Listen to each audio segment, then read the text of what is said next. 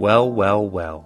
So it seems we've made it full circle. And although I'm sure most of you have yet to watch my brief history of Silent Hill series and may not be familiar with the franchise as a whole, I want to break down the intricacies and characteristics that make this, in my opinion, one of the greater uses of storytelling and atmosphere in the horror genre. Now, I want to preface this by saying that we are all different when it comes to opinion. We all know and understand the phrase about assholes and opinions. What I might find is gripping storytelling, others may find lackluster. A small town setting with little to no signs of life for one person may not be as strong or abnormal to someone like myself. This is why I have a comment section, and why hearing what you enjoyed versus what fell flat is essential to better understanding horror as a whole. Silent Hill is a survival horror game created by Konami in 1999 in an effort to compete with Capcom, or more specifically, the Resident Evil series. Both titans share similar elements to eerie, empty atmospheres, world building, puzzle solving, along with exploration, limited ammo, and health. Where they differ is what's incredibly important. Resident Evil takes the approach of horror sci-fi with an evil pharmaceutical corporation creating bioweapons for the sole purpose of money and self-interest. Silent Hill, on the other hand, deals with cult elements and evil demigods taking the approach of the supernatural or religious side of horror. Those two elements may be the deciding factor on which side of the fence you land. I myself have never been one for religion in storytelling, especially horror because the concept has felt massively watered down over the past few years. On the other hand, unexplored religious cults with strange and unique symbolism, rules, and practices are always my bread and butter. But that's not what makes this series unique. Like many fans of the series that have one or many facets they hold dearly, myself, being a unique and beautiful snowflake, agree completely. So let's talk about those contrasting elements. By the way, the word of the day is element. And speaking of elements, fire! You can use it to cook food, to keep warm, or to stop those alimony paychecks. But on a serious note, thank you to everyone who supported my Wendigoon video. We surpassed our goal of 1,000 subs, and now I'm gonna request your help again, to reach 5,000. Can we do it? So share the video with a friend, passive-aggressively talk about my videos to family and friends, or stand outside your local grocery store babbling incoherently about a talking router. Atmosphere. Silent Hill cultivated a completely unique style on atmospheric horror. It's not just the sense of emptiness or the feeling of being completely alone yet surrounded. The iconic fog or preliminary siren to foreshadow the ever-changing shifts between worlds helps set the mood for an eerie and dreadful experience. The idea of the fog so thick that seeing beyond a few feet in front of you is impossible. A sound of shambling as it approaches you, the echoing through an empty town, making it difficult to discern where it's coming from and not knowing what danger you'll have to face, is what really sets the tone for the story and the mystery behind this vacant location. Other locations, such as Alchemilla Hospital, Midwich Elementary, or the bowling alley, add this same element to give the sense of foreboding. Closed in tight corners with little room to escape, the repeating hallway patterns that make you feel as though you're in a never-ending maze, and the touch of grime and old world or small-town appeal acts as a sense of unfamiliar territory and almost surreal environment. Small towns have been synonymous with horror in their eerie nature. The idea of a rural town, off the beaten path, living on hard times, and the sense of community they seem to covet from little to no interaction outside of their small town has played into many horror tropes, from Deliverance, Texas Chainsaw Massacre, Children of the Corn, The Blair Witch Project, Cabin Fever, and so many others. Every small town tends to have its legends, superstitions, and history surrounding it. Most not familiar with this type of setting can find the experience incredibly terrifying or unsettling, and is why I find use of it in horror, especially in Silent Hill, as the perfect tool for the genre. It allows a sense of wonder without ever having to reveal its entire hand. Some small towns can be wonderful when its locals can welcome you with open arms, but others can hold devious motives or heinous acts. Some would rather see you dead than risk you leaving and sharing what you know with the world outside. Monsters.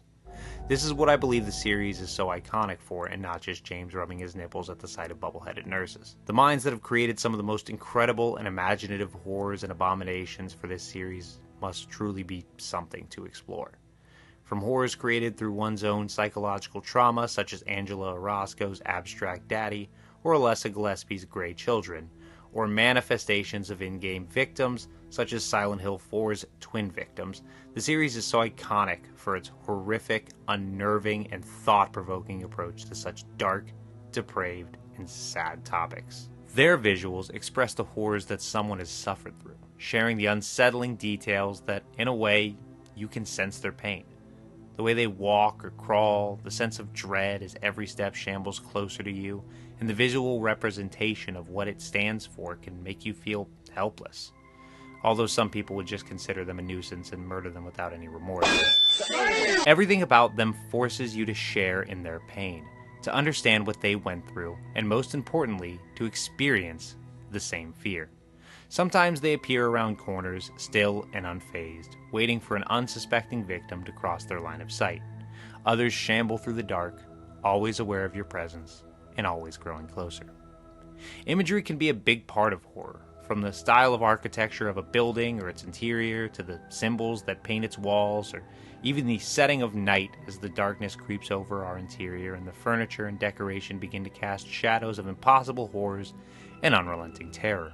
Imagery can be one's strongest asset, but whether through our own detachments, or imagination, or lack of creativity from another, those monsters have slowly but steadily crept back under our beds, into our closets, and under our staircases. Most modern filmmakers or writers know that the monster is better left up to the audience's own interpretations, and would leave it a mystery than describe cosmic horrors of imperceivable origins or amalgamations of one's own nightmares. I want to delve into this further in future videos, but for now, take into consideration what a good monster can do for how you view a story, or what it could mean to or about the characters involved. Storytelling. This is probably the lowest on my interests regarding Silent Hill. Don't get me wrong, some of the stories are fantastic. Obviously, for anyone familiar with the series, that concept fell apart somewhere down the road, and depending on your own interpretations and opinions, well, it depends on how far the series got before it completely lost you. The game's stories always had some elements of mystery. The storytellers always found a way to keep you from seeing the entire hand, whether that be from discovering the secrets behind Alessa and Cheryl, James and Mary, Heather and Harry, or discovering that half of the room is a fucking escort mission. I'm sorry. The series always manages to keep you guessing. The problem is that the stories are always meant to be different. I don't think that the formula to Silent Hill's early success was discovering that your protagonist isn't everything they've portrayed up to this point, or that they all have a foreshadowing entity following them like a dark guardian. It seems like every game after 4, aside from maybe Shattered Memories, seems to follow this formula that led to Silent Hill 2's success while completely discarding the game that paved the way for that one to exist. It's not bad storytelling, trust me, the stories are fantastic. But if every game follows a different protagonist, and every title after Team Silent, the development team behind the series, used the same formula for success that number 2 had, it's going to make for what feels like a game that follows a specific premise, and it's not meant to be. Great examples are Harry, who held no dark past; Heather, who was just led to the town by its cult; Henry, who rented the wrong apartment at just the right time. Stories that can be continuations of another, stories only surrounding the history of the town or the cult behind it. What I'm trying to get at is that cultivating a fantastic plot with believable characters and a dark secret and horrors beyond our understanding is possible, as long as we don't fall into a pattern. The story could always surround Silent Hill. It is in the name, but it doesn't have to do with anything else from the series. It could be great, if we are willing to put the time in. Hey, if you stuck around this long, thank you so much. We've just recently passed 1,000 subs, and depending on how my last video did, I may have to change this outro. We are also very close to monetization, so if you did enjoy, please consider subscribing, drop a like, share the video with a friend, and for the love of all things unholy, tell me what you found fantastical or terrifying about the series. Tell me about something similar, or just share a horror story with me. If we want a better horror, we need to open up a dialogue. Please feel free to join my Discord server. We can take that conversation there. Thank you so much for my channel artist and editor. These guys do such an awesome job, and you need to just check them out.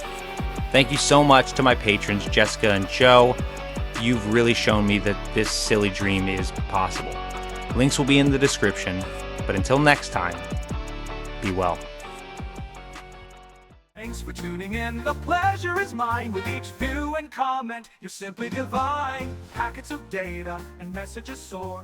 Your feedback's the key that makes us explore.